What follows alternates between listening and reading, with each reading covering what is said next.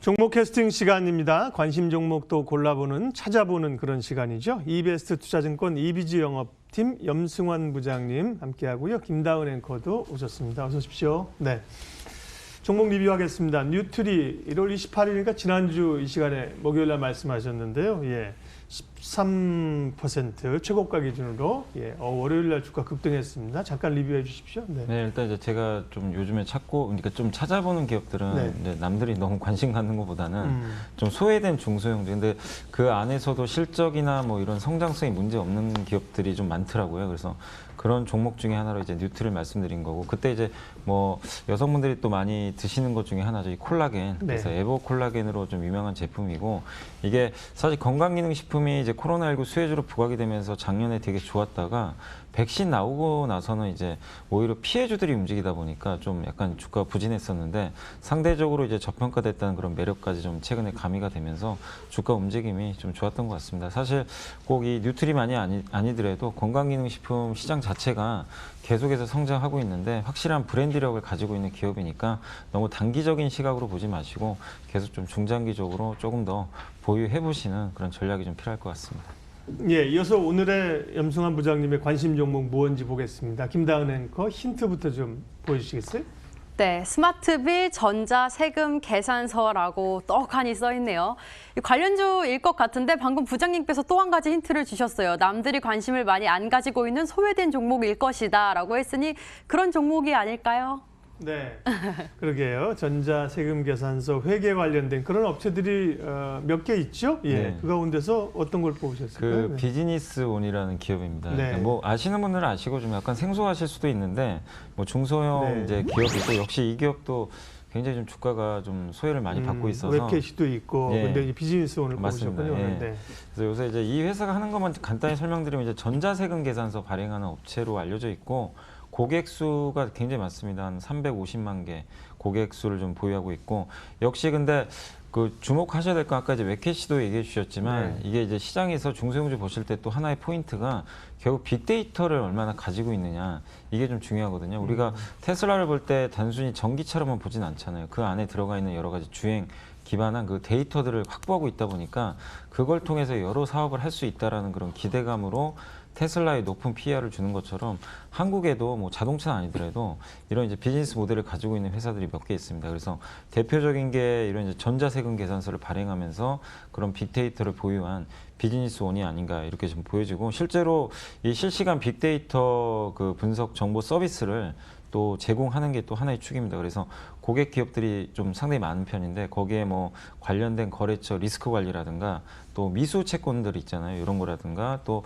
신규로 이런 거래처는 좀 발굴을 했으면 좋겠다라는 그런 영업 방안까지 좀 제시를 해주는, 그러니까 빅데이터를 활용해서 기업들한테 영업할 수 있는 뭔가 그런 좀 도움을 주는 솔루션들을 좀 제공하고 있다, 이렇게 좀 보시면 좋을 것 같고, 또 현금이 좀 어느 정도 있다 보니까 M&A도 활발하게 하고 있습니다. 그래서 이런 것들을 종합해 봤을 때 꾸준히 성장할 수 있는 그런 기업이 아닌가 저는 이렇게 보여지는데, 다만 지금 시장이 너무 뭐 자동차, 뭐 2차 전지 이런 쪽에만 너무 막 대형주에 그렇죠. 쏠리다 보니까 중소형주들이 좀 이렇게 좋은 기업들이 상대적으로 너무 이제 그 제가치를 못 받고 있더라고요. 예, 그래서 이제는 너무 그쪽보다는 한번 이게 소외된 중소형주, 사실 뭐 지수 자체도 3,200도 근접을 하고 있잖아요. 이 상황에서 우리가 좀 코스닥에 좀 숨겨진 이런 좀 중소형주 한번 발굴해 보시면 좋을 것 같아서 말씀드렸고, 가격 전략은 일단 목표가는 한 2만 원 정도 말씀을 드리고 싶고요. 손절가는 15,850원 정도 말씀드리겠습니다. 네, 오늘 관심주 비즈니스 온을 말씀을 해 주셨고요.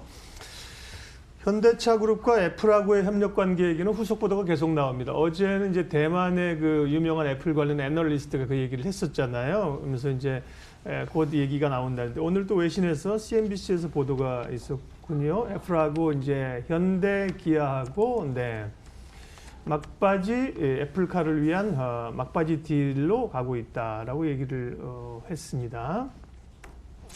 그러게요. 뭔가 이제 구체적인 얘기들이 좀 나오는 상황인데, 어제 회사 측은 일단 조금 부인을 하면서요. 원래 지난번 공시하고 나서 이달 며칠이죠? 오늘이 4일이죠? 8일인가 뭐 공시 발표하겠다는 일정들을 좀 잡아놓고 있는데, 외신 쪽에서 계속해서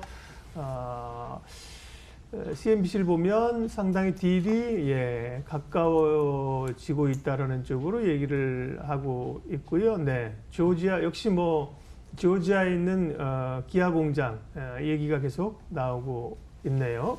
오늘 또 관련주들은 자동차 관련주들은 오늘 또 상승하면서 출발할 가능성이 높습니다. 어제 얘기 나온 것도 네. 애플하고의 얘기는 그러게요. 뭐 네. 계속 근데 사실 애플 아니어도 사실은 자동차는 좋은 거잖아요. 저는 지금. 사실 그렇게 네. 봐요. 그러니까 너무 애플에 함몰되지 그러니까요, 마시고 네. 이게 애플하고 안 돼도 상관은 없어요. 그러니까요. 사실 어차피 방향은 열린 거거든요. 근데 이게 함의하는 건 뭐냐면 그만큼 현대 기아차가 갖춰진 회사예요. 그렇죠. 그러니까 누구나 탐내고 싶어하는 거, 손잡고 네. 싶어하니까 플랫폼 기반을 확실하게 갖추고 있는 몇 안 되는 제조업 기반입니다. 그래서 너무 애플보다는 네. 좀 큰 그림을 보시면 좀 좋을 것 네. 같습니다. 그래서 어제 나온 얘기로는 이제 현대차에 그 EGMP 플랫폼을 주고 네. 생산은 기아차가 하고 네. 부품은 이제 모비스가 되고 뭐 이런 구조로 네. 얘기했는데요. 뉴스 자체는 말씀하신 것처럼 팩트 체크가 좀 필요하고 뉴스보다는 이제 기업의 본질이 좋습니다. 워낙 자, 우리가 준비한 또 종목들 부지런히 봐야겠네요. 전날 특징주 가운데서 또 투자 아이디어 찾아볼 텐데요. 김다은 앵커 두 종목 먼저 볼까요? 네, 개장 전 주목해볼 만한 종목들 4가지 가져왔습니다. 그중에서 첫 번째 종목부터 확인을 해보시죠. 해성DS인데요. 올해는 자동차로 일낼 듯이라고 정해봤는데 바꿔야 될 것 같아요. 오늘은 자동차로 일낼 듯이라고 바꿔도 될 것 같습니다. 개장 전부터 자동차에 대한 호재를 안고 가고 있는데요. 해성DS 한번 살펴볼게요. 이 자동차 반도체를 생산하는 곳인데 사실 자동차 반도체는 다른 반도체에 비해 부가가치가 조금 낮았다고 해요. 그래서 적극적으로 안 하다가 갑자기 수요가 늘어나니까 공급량은 적고 대박이 난 거죠. 일명 버려둔 다식이 갑자기 효자가 된 격인데요. 그러면 주가는 올라갈 일만 남지 않았을까요? 싶어서 해성DS 살펴봤고요. 두 번째 종목 살펴보겠습니다. 두 번째는 빅히트입니다. 정말 빅히트 때문에 울고 계셨던 분들 많이 계실 텐데 이제는 꽃길만 걸을 수 있지 않을까요? 20만 원 받고 한 번 더라고 잡아봤는데요. MSCI 편입이 될 수도 있잖아요. 2월에 안 돼도 5월 달엔 될 것이라는 이야기도 들려오고 YG와 손잡은 것도 대단한데 저는 네이버와 함께 동맹을 한다는 것이 정말 엄청난 호재라고 생각이 들거든요. 주주들과 시청자들과 저는 빅히트, 다이너마이트 터질 준비가 됐는데 주가는 터질 준비가 됐을까요? 두 가지 살펴볼게요. 차량용 반도체가 요즘 뜨겁습니다. 해성DS는 거기 이제 리드 프레임을 만든 업체인데요. 해성DS는 어떻게 보세요? 해성DS 요즘에 뭐 가장 수혜주죠. 이게 네. 자동차용 그 반도체가 너무 공급 부족이기 때문에 그래서 저는 일단 하트 의견 좀 드리고 싶고요. 네. 일단 단기적으로 물론 주가가 정말 많이 올랐습니다. 그래서 가격 부담은 당연히 존재하지만 일단 어쨌든 자동차용 반도체가 상반기까지는 계속해서 그 공급 부족에 시달릴 가능성이 높기 때문에 이 몸값이 올라갈 가능성이 여전히 높습니다. 특히 이 회사가 하고 있는 거 이제 차량용 반도체에 들어가는 리드 프레임이라고 하는데 이제 반도체 칩을 이제 올려가지고 기판에 올리는 거죠.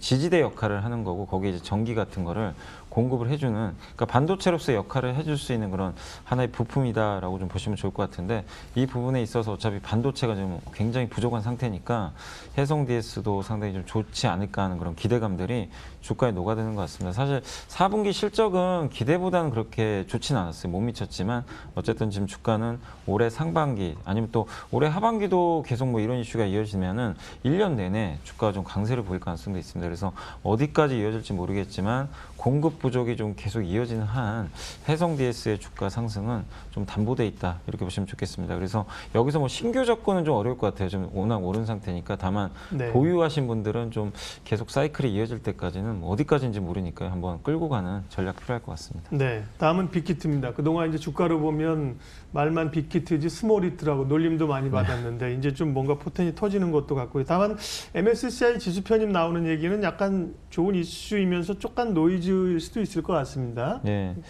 빅히트 어떻게 보시는지. 그러니까 MSCI 지수 편입 네. 때문에 이제 당연히 외국인 수급이 좀 들어올 네. 가능성이 있기 때문에 수급 자체로는 굉장히 긍정적일 수 있고 보통 이렇게 가능성이 높으면 주가 또 원래 올라가거든요. 근데 이제 반대로 생각하면 그게 또 끝나버리면 주가 또 빠져버려요. 혹은 뭐 네. 편입이 뭐 안 될 가능성도 맞아요. 또 있기 때문에. 네. 네. 근데 이제 아까도 이제 말씀해 주신 대로 이번 달 아니면 5월에는 좀 편입될 가능성이 분명히 있어서 언젠간 될 것 같습니다. 그래서 그런 면에서는 좀 시간의 문제다 이렇게 말씀드리고 싶고 사실 빅히트가 그동안 주가 안 좋았던 게 회사의 뭐 실적이나 뭐 아니면 BTS의 인기가 뭐 시들어가는 그런 거랑은 전혀 관계없고 네. 오히려 BTS 인기가 더 많아지고 있잖아요. 근데 빠졌던 이유는 그 오버행 이슈죠. 이제 물량이 그렇죠. 너무나 예. 많이 나오니까 뭐 1개월, 3개월 이제 근데 6개월 이제 그러니까 1개월, 3개월, 6개월 단위로 보호 해수가 풀리는데 일단 3개월까지는 다 해제가 됐고 남은 이제 6개월이 언제냐면 4월 15일입니다. 그러니까 4월 15일까지 아직 2달 정도 여유가 남아 있거든요. 그래서 당분간은 너무 물량에 대해서는 걱정하실 필요는 없다. 그리고 이번에 네이버하고 협업한 것도 너무나 좋은 전략이죠. 이제 플랫폼인 위버스를 넘겨주고 또 이 네이버가 지금 K-팝 그 가수들이 자주 나와서 방송하는 브이라이브를 이제 직접 운영을 하게 되거든요. 그래서 시너지 효과가 좀 나올 수가 있기 때문에 이제 빅히트 제 개인적으로 좀 꽃길을 걸을 것 같아서 좀 하트 의견 드리겠습니다. 상장할 때 시총이 뭐 7조 이렇게 나왔길래 뭐 다들 네. 미친 거 아니야? 예, 기존의 엔터사들이 사실 1조밖에 안 되는데 네. 그죠? 근데 뭐 재평가를 받으면서 8조 2천억입니다. 사실은 조금 시총으로 보면 부담스럽긴 한데 분위기 자체가 뭐 좀 열려 있는 것 네. 같고요. 예, 두 종목도 부지런히 가야겠습니다. 김다은 앵커. 네. 네, 어제도 올 하트를 받았는데 오늘도 열심히 달려보죠. 세 번째 종목 살펴볼게요. MC넥스인데요. 자동차와 스마트폰 덕에 쉬지 않는 공장이라고 잡아봤습니다. 이 자동차 카메라 모듈뿐만 아니라 스마트폰 카메라 모듈 덕분에 공장이 계속 쉬지 않고 있는데 애플카와의 협업 이야기도 계속 들려오고 있잖아요.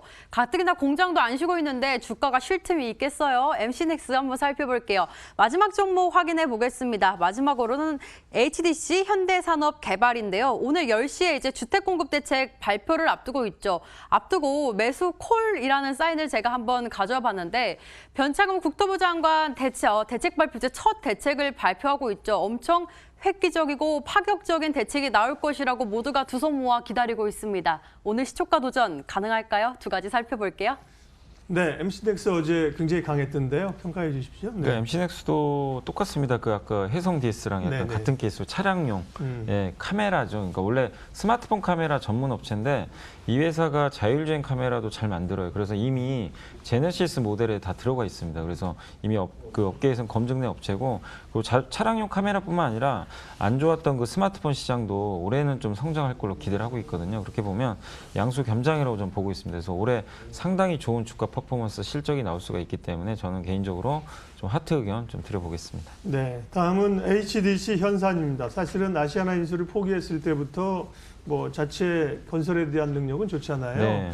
기대를 가졌는데 그 당시에는 뭐 관심이 없다가 이제 주가가 어느덧 3만 원까지 지금 올라와 있는 상황입니다. 현산은요. 네, 역시 그 하트 의견 드리고 싶고 일단 아시아나항공 인수 안 한 거는 저는 잘했다고 생각합니다. 네. 이제 인수했으면 또 리스크가 커졌을 텐데 이제 순수하게 우리가 건설 회사라만 볼 수 있고 또 다른 회사랑 다른 게 해외 수주를 안 합니다. 거의 그냥 국내 주택에 올인하는 회사이기 때문에 또 자체 개발도 워낙 잘하고 그래서 오늘 만약에 이제 국토부에서 나오는 주택 공급 대책이 파격적으로 나온다면 가장 1순위로 수혜받는 업체가 되겠죠. 그래서 한번 좀 기대를 해보시고 굉장히 좀 놀라운 아마 대책들이 좀 나온다고 하는데 이게 여기서 끝나는 게 아니라 보통 이런 대책들이 나면 사이클이 한 3, 4년 가거든요.